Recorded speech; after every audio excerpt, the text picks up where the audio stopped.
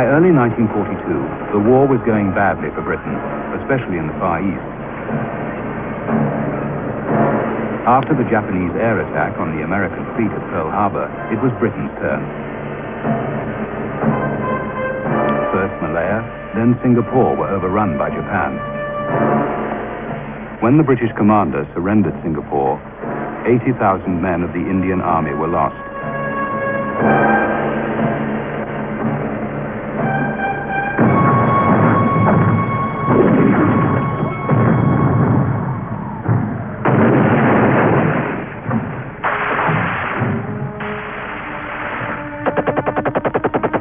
In March, the Japanese poured into India's eastern neighbor, Burma, and quickly overran it.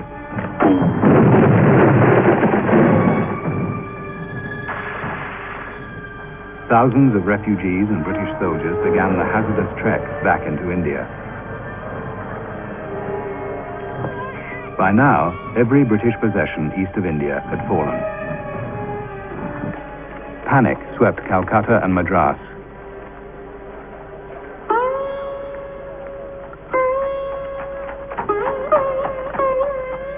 Thousands fled their homes in fear of invasion.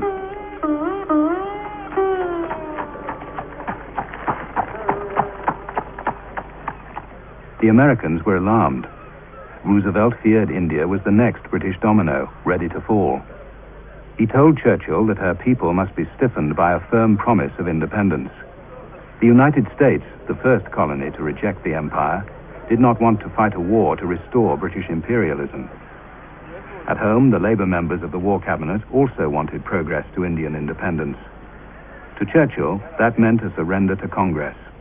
He thought Indians in government would argue about everything and hold up the war effort.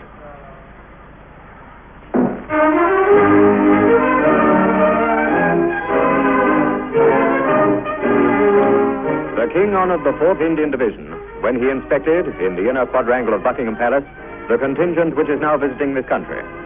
Colonel Scott, who commands these splendid warriors from India, presents them to their Majesties. Talking to them, the King and Queen heard again about some of the exploits which won the division glory in Libya and Tunisia. Indian troops drove home the message from the Labour Party and the Americans that a genuine offer to leave India would bring even more men to help the empire to resist the Japanese invasion. Churchill took the opposite view. The obvious policy to be pursued was to stop anyone rocking the boat. India was an important part not only of the empire but of the strategic sea. The Japanese were at its gates, the Germans hadn't been so far off, and it was extremely important that India should be kept relatively quiet during the war. Roosevelt sent so many envoys to Delhi that the Viceroy was moved to write to Churchill. Please arrest, at least for a time, this flow of well-meaning sentimentalists from the USA to India, so that we may mind here what is still, I suppose, our own business.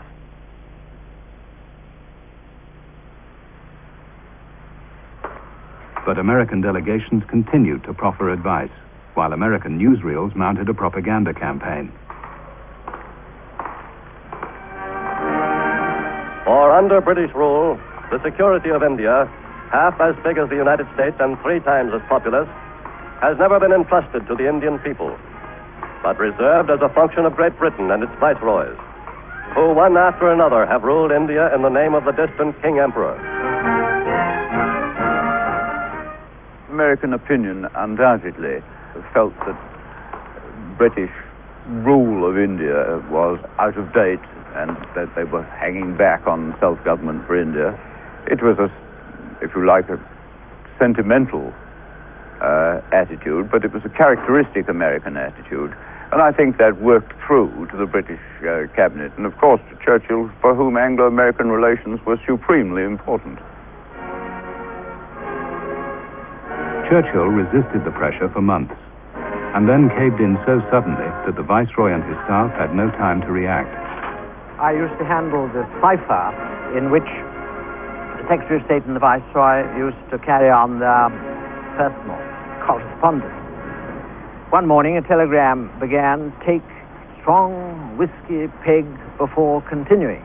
Well, it was very early in the morning, so I thought I wouldn't do that, but I knew that some shock was coming, and it was to tell us that the Cabinet had decided to send Stafford Cripps out. The scheme which the British government has got out and which I am taking with me to India is one which may successfully settle for all time the future of India as a great free partner in the British Commonwealth of Nations. And once that's solved, I believe we shall be able to rally all the peoples of India to the defense of their own native land, which now is so urgently being threatened.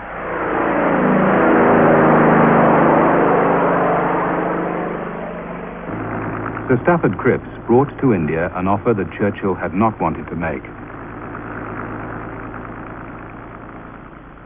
In return for cooperation in the war, Indians were promised independence when it was over.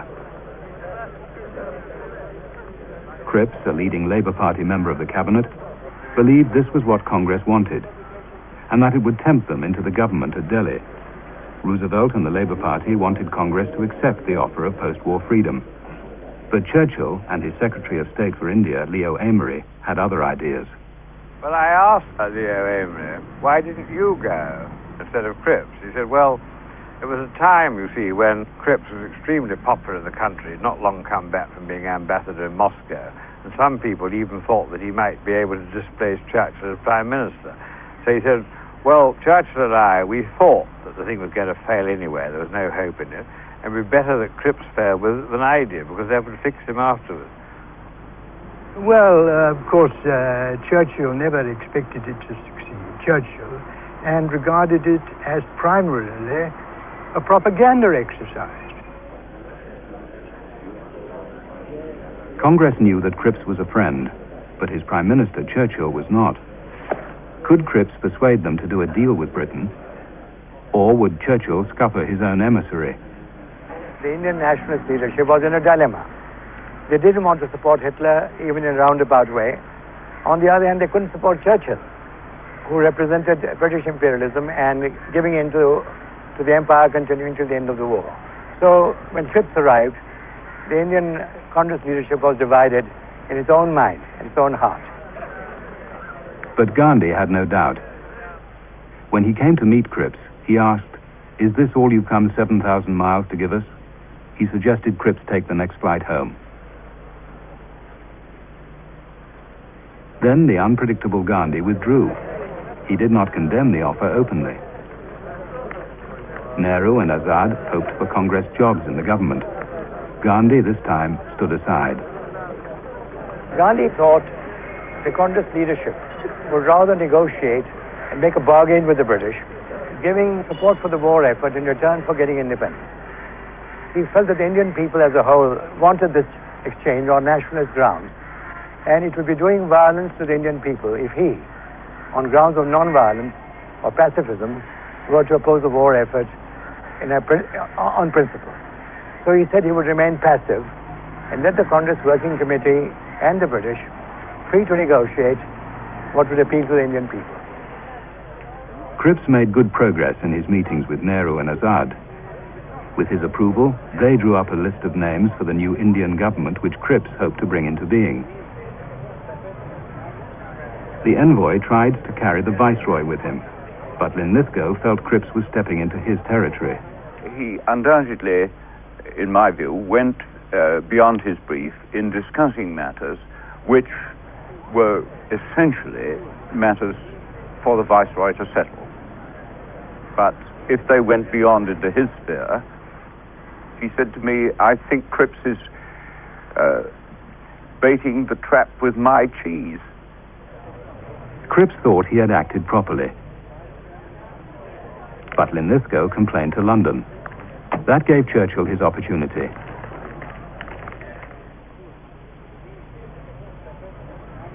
He bounced the cabinet into forcing Cripps to withdraw the idea of Indian ministers in the government. He came and spoke that the position in India will be the same as of the Prime Minister in England vis-a-vis the Queen. But later on it went on changing until it came to just supervising some canteen run for the soldiers. So naturally Nehru was very hurt about it. But we found here it was nothing. It was just a big joke, what was offered. So that was a disappointment, because Cripps was regarded as a friend of India. He was very friendly with Nehru, and he had come earlier in 1939 on his own and spoken and talked about the Indian freedom movement and India's struggle, and that the British and the Indians have to work together and all that. And to see a man like that go back on his declared policies so quickly within few days, and that was a disappointment for many people. Churchill's maneuver worked. Within days, Congress rejected the entire offer. Cripps' failure was total. Churchill was delighted and blamed Congress. American pressure died down. The Labour Party were silenced. Nehru was forced onto the defensive. Yet it is said that this attempt has failed. We tried our utmost. Indeed, we went to further lengths than I could have dreamt myself going. Yet there were limits beyond which we could not go, because that would have meant our breaking all the pledges we had given ourselves and to our people, and upsetting everything and every scheme that we had in our minds. When Congress rejected the offer, Jinnah publicly followed suit. We gave our earnest and most careful consideration to the proposals that Sir Stafford Cripps brought to India on behalf of His Majesty's Government. But the differences are so vital and fundamental, and the constitutional problem of India is so complex, that it was not possible to secure agreement and resolve the differences and find a satisfactory solution to all concerned. But privately, Jinnah was delighted. British need for Muslim soldiers, vital to the war, had produced a windfall for the Muslim League. Part of the Cripps offer was designed to encourage and protect the Muslims. Provinces unwilling to join an independent India could opt out, and the British would help them. The way was open for a Muslim majority province to say it wouldn't have any part of the new constitution, and therefore was able to form at least a fragment of a Pakistan. And once you had committed yourself to that, and it remained the statement of British policy, although the declaration was never declared, it was only a draft. Once it had become British policy, the separatists could fall back on that at least as being part of the Bible from which they went forward and developed their theology. The offer conceded the right of an Indian province for secession from the center, which meant if one province can get that right, 4 provinces can get that right, 6 provinces can get that right, half a dozen provinces can get that right. So therefore, indirectly, the British cabinet, conceded the right of the Muslim League, and that gave to Pakistan, and that gave confidence to the Muslim League leadership. How far, though, at that point did Mr. Jinnah really want Pakistan in 1942 when Cripps came here? Well, I think till then they were not very serious about it, but when this came, when Mr. Cripps came and he offered that, then naturally Muslim League leadership became more confident and started talking from the position of strength. They thought the Congress party wants freedom, and the only way to delay freedom is to support another group which will stand by us.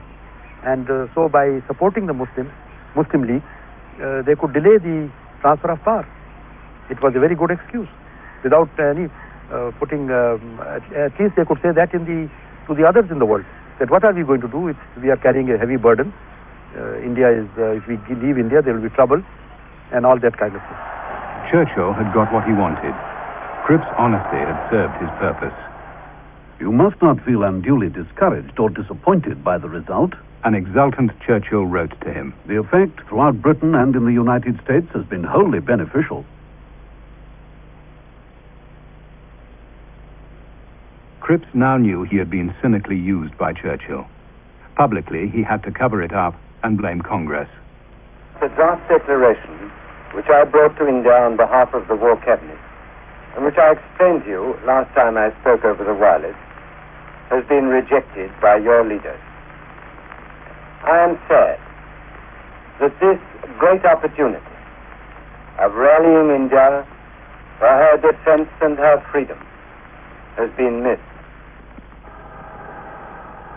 Those of Gandhi's followers who had opposed the mission felt vindicated. But what is the meaning of it? Take everything from us and then afterwards they can say, oh, go home. Who could trust the Britishers? They are known as perfidious beaten. That is what politicians are known about. Well, we didn't believe in that kind of politics.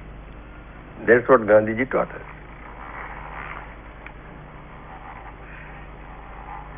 A post-dated check on the bank, only a foolish man will accept it. Gandhi, it is said, called the offer a post-dated check on a crashing bank.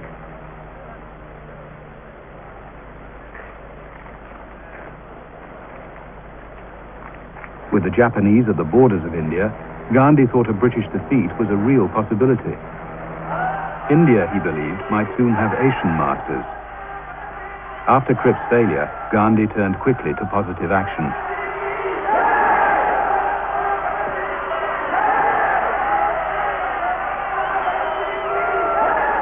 Well, I would say that by 9th August 1942, the patience of most of the majority was exhausted, and Gandhi came into his own.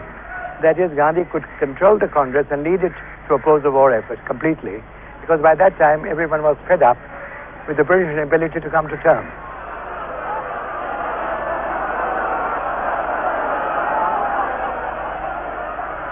Congress met in Bombay. Nehru reluctantly proposed the resolution that Gandhi wanted, that the British should quit India. The next day, Gandhi was to outline a program of passive resistance. He never arrived. In the early hours, he was arrested with all the other top leaders, including Nehru.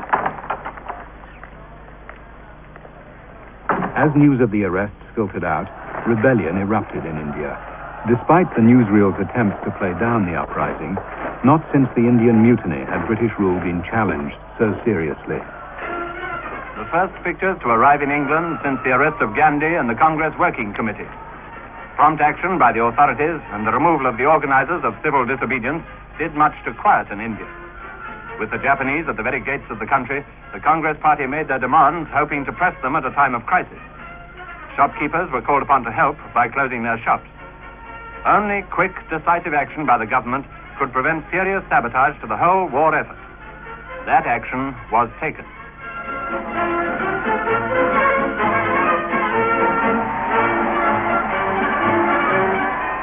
There were demonstrations in many places, but on duty were Indian troops and police, loyal as ever, and symbolic of the determination of India as a whole.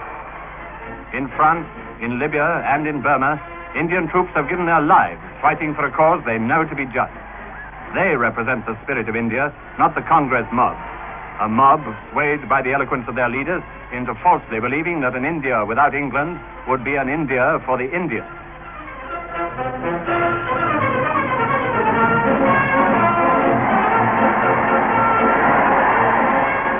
It was very unplanned. Gandhi did not plan what was to happen after he was locked up. The result was that when he and the national leadership were locked up, the planning of the campaign fell to the hands of my friends who were mostly Congress socialists and militant nationalists. And they took over the running of the campaign underground.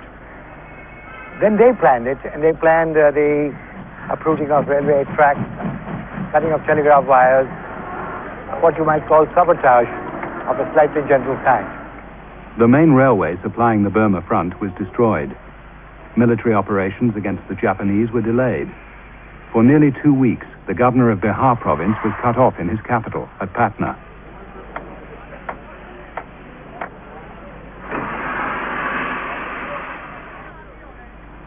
So then we decided that the British government may reinforce their strength in Patna by bringing armed forces. So it was better to isolate the headquarters, Patna, so that they could not bring their forces. And that could be possible if we destroyed train. We learned that we can get dynamite from the coal fields. So he brought dynamite and said, this is the last train that will run.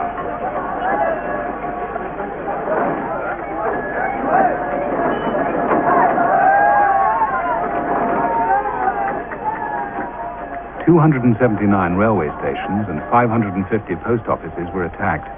30 trains, many carrying vital war supplies for the Japanese front, were derailed, never to arrive. England knew very little about what happened in August 1942 when the mainline railway between Delhi and Calcutta was broken. I think it didn't run for about 2 weeks, when for quite a long time the rule of government didn't run in the province of Bihar, when there were outrages of various sorts all over the country, when in Delhi itself it was as much as a white man's life was worth, unless perhaps he was a priest in his priestly robes, to show himself.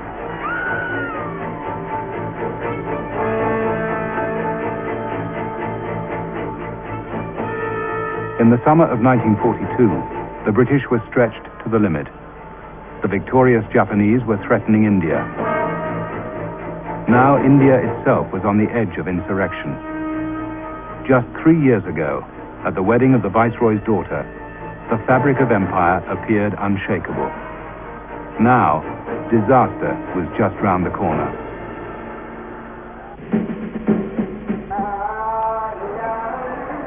India was home to more Muslims than any other country on earth. Yet here, they were a minority. Britain's wartime need for allies was to give the Muslims the power to redraw the map of India.